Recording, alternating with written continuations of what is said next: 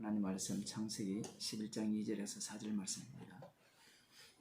이에 그들이 동방으로 옮기다가 시날 평지를 만나 거기 거하고 서로 말하되 자 벽돌을 만들어 견고히 굽자 하고 이에 벽돌로 돌을 대신하며 역청으로 진흙을 대신하고 또 말하되 자 성과 대를 쌓아 대꼭대기를 하늘에 닿게 하여 우리 이름을 내고 온 지면에 흩어짐을 면하자 하였더니 시날 땅에는 니므롯이 살고 있죠.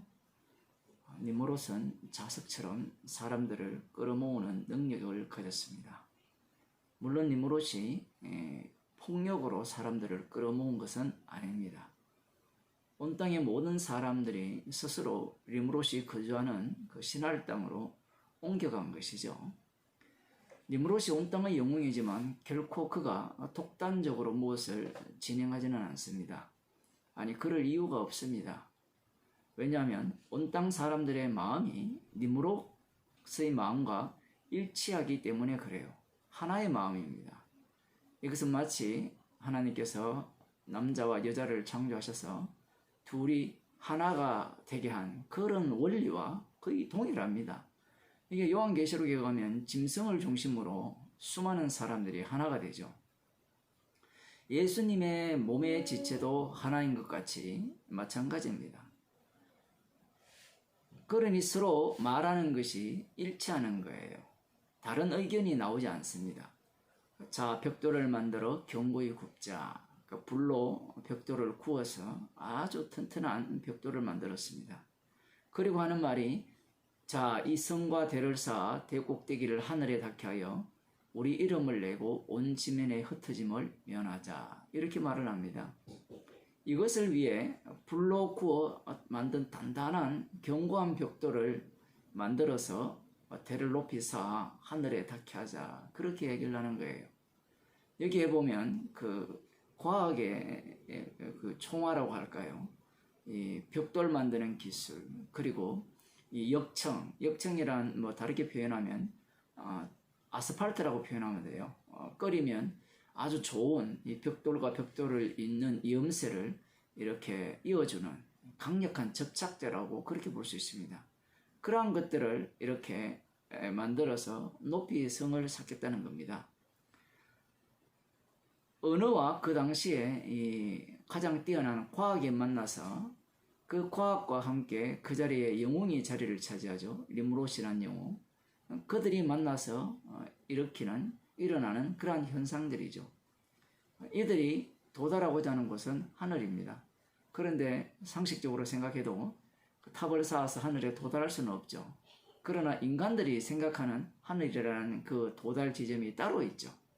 그래서 우리가 이렇게 어떤 유적지에 가보면 하늘을 향해서 쌓은 탑들을 보면 높이가 다 다르잖아요.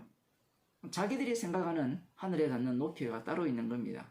그것이 하늘에 닿는 높이죠. 그러면서 이제 자기들이 생각하였을 때 하늘에 닿았다라고 생각되어졌을 때 그렇게 만들어졌을 때 우리 이름을 내고 온 지면에 흩어짐을 면하자. 이것을 위해서 그렇게 탑을 쌓는 겁니다.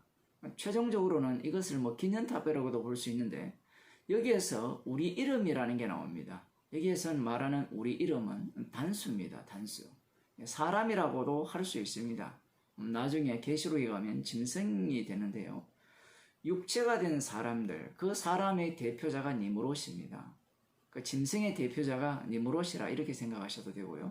나중에 다니엘서에 가면 되면 느부갓네살 왕이 이 짐승으로 이렇게 표현되고 있어요. 그래서 니므롯이라는 이름 속에 모든 사람들의 이름이 들어가 있는 거예요. 이건 참 재미있는 표현입니다. 사실 이러한 것들이 이 말씀 속에서 그렇게 드러나는 겁니다. 이후에 이제 그 사무엘상 8장입니까? 거기에 보면 이스라엘 백성들이 우리도 열방과 같이 우리에게 왕을 달라고 요청을 하죠.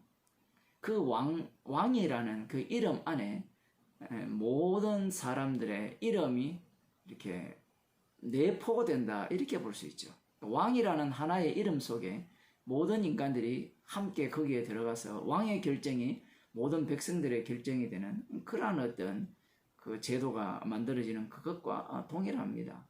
무슨 모임을 만들더라도 이름을 만들죠. 왕이라는 것도 이름이지만 그 모임에 이름을 만들어서 모두가 그 이름으로 하나가 되는 것들을 흔히 볼 수 있습니다. 교회도 마찬가지죠. 교회도 이름을 다 짓잖아요.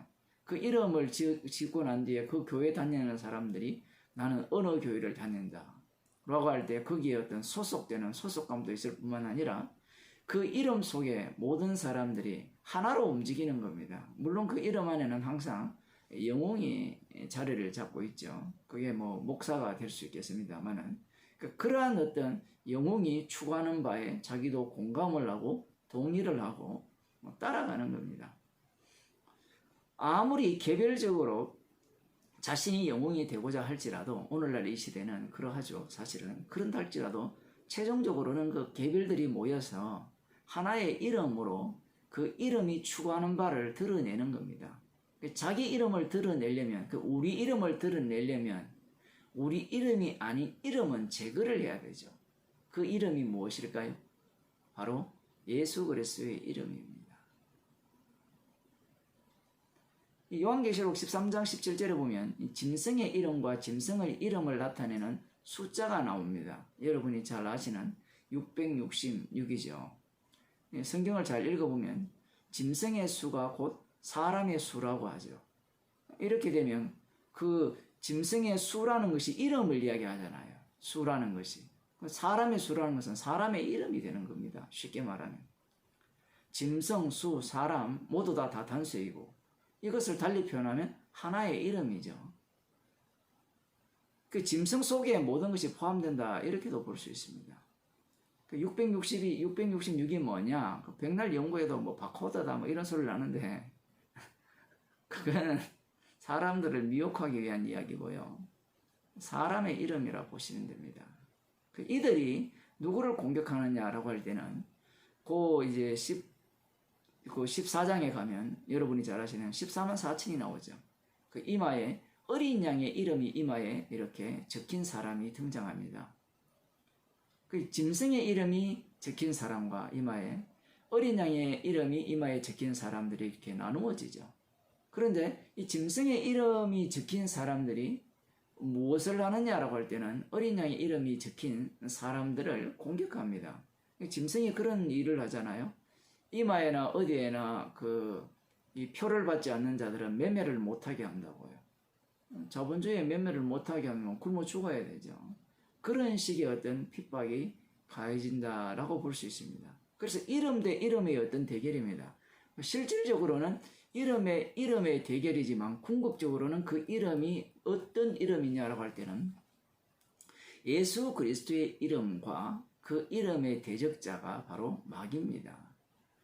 그 짐승의 배후에는 마귀가 있거든요. 그래서 요한계시록에 보면 마귀가 있고 그 요한계시록 20몇 장입니까? 거기에 보면 그 불과 유황불에 들어갈 자들이 마귀 그리고 짐승 그리고 하나가 더 등장하는데 거짓 선지자 이 3종 세트가 나옵니다. 이처럼 이 예수님의 어떤 그 대적자로서 마귀가 활동을 하는데 예수님이 눈에 안 보이잖아요. 마귀도 눈에 안 보이죠. 그리고 예수님이 남긴 인물들이 있잖아요. 바로 성령을 주신 성도들입니다. 그 성도들이 있고 그럼 마귀도 자기들의 인물들을 남깁니다. 그게 짐승의 모양을 하거든요. 그 짐승의 특징은 하나의 큰 세력을 권세를 소유하고 있는 거예요. 그 중에 뭐 거짓 선지자도 거기에 포함되고요. 그리고 이 성도들도 마찬가지죠. 예수님의 영을 받았기 때문에 성도들이 예수 그리스도의 이름을 전가하는 그 증인이 됩니다. 그래서 이 땅은 마치 대리전쟁을 펼치는 거예요. 악마의 그 이름으로 사는 자들과 예수의 이름으로 사는 자들과 전쟁을 펼치는 땅이 이 세계입니다. 그 사도행전 4장 27절에서 28절을 보게 되면 이런 말씀이 나와요. 과연 헤롯과 본디오 빌라도는 이방인과 이스라엘 백성과 합동하여 여기에 본디오 빌라도는 헤롯과 이방인과 이스라엘 백성과 합동하여라는 표현이 나오죠. 이 합동했다는 것은 하나가 되었다는 거예요. 일치단결하여 한 마음과 한 뜻이 돼요. 마치 이것은 이 사도 바울의 기도와 비슷하죠. 우리의 모두가 한 마음과 한 뜻이 되어 주님을 사랑하게 해달라. 똑같아요. 이들도 한 마음과 한 뜻이 되어 합동하여서 하나님의 기름 부으신 거룩한 종 예수를 거스려. 이 니무롯이 이 공격하는 대상이 바로 이 예수 그리스도입니다. 거룩한 종 예수를 거스려 하나님의 권능과 뜻대로 이루려고 예정하신 그것을 향하려고 이 성에 모인나이다. 우리 성경 말씀은 조금 이렇게 번역이 애매하게 되어 있는데 그 28절을 제가 읽어드리면 그 후반부인데요. 이리하여 주님의 권능과 뜻으로 이미 정해두신 일들을 모두 이루었습니다. 그 앞부분과 연결해보면 과연 헤롯과 본디오 빌라도는 이방인과 이스라엘 백성과 합동하여 하나님의 기름 부으신 거룩한 종 예수를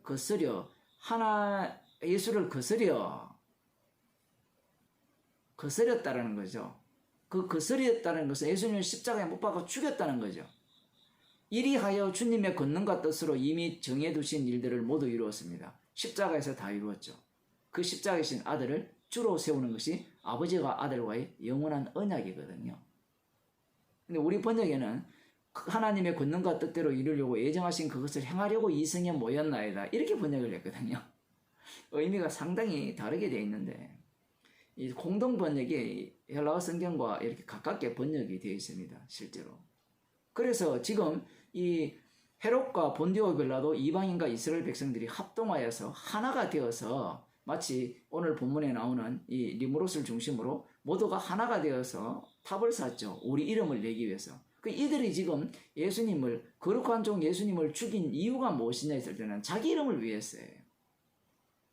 그게 어디 나옵니까? 라고 이야기하면 예수님을 죽인다는 것은 예수 이름을 삭제하겠다는 것은 이 세상에는 예수 이름이라는 것은 존재하면 안 된다는 겁니다. 근데 저것들이 알아요? 몰라요? 몰라요. 배후에 누가 있어요? 마귀가 있죠. 마귀가 그걸 지금 계속해서 밀어붙이는 겁니다. 그 마귀의 종이니까 그들은 이런 짓을 하고 있는 겁니다. 그래서 이러한 일들이 어떤 일이냐라고 할 때는 주님의 권능과 뜻으로 이미 정해두신 일들을 모두 이룬 일이에요. 참 희한한 일이죠. 그럼 악마가 하는 일이 주님의 권능과 뜻대로 이미 정해두신 일들을 이루기 위해서 악마가 지금 그 일을 펼쳐내고 있는 겁니다. 헤롯과 본디오 빌라도 이방인과 이스라엘 백성이 합동하여 거룩한 종 예수를 죽이는 일을 한 거예요. 그렇게 해야만 십자가이신 아들의 주되심을 이렇게 드러낼 수 있는 겁니다. 말씀이라는 것이 희한하죠. 그러니 오늘 본문 같은 걸 보면서 우리도 뭐 하나가 되어 힘을 합쳐서 뭐 탑을 쌓고 교만하여서 주님을 대적하지 맙시다. 이런 이야기가 성립이 안 돼요. 성립이 안 된다는 겁니다. 그런데 지금 이 사도행전 4장에서 하는 얘기는 복음을 전하는 사도들에게도 지금 똑같이 그런 일이 반복된다는 거예요. 예수님에게 일어났던 그 일들이. 어떤 일이었습니까? 헤롯과 본디오 빌라도 이스라엘 백성 전체가 하나가 되어서 공격을 하는 거예요. 그걸 뭐라고 표현하면 이 세상이라고 표현할 수 있죠. 짐승이 다스리는 이 세상. 그들이 하나가 되어 누구를 공격하느냐 했을 때는 십자가 피 복음을 전하는 자들을 공격해요.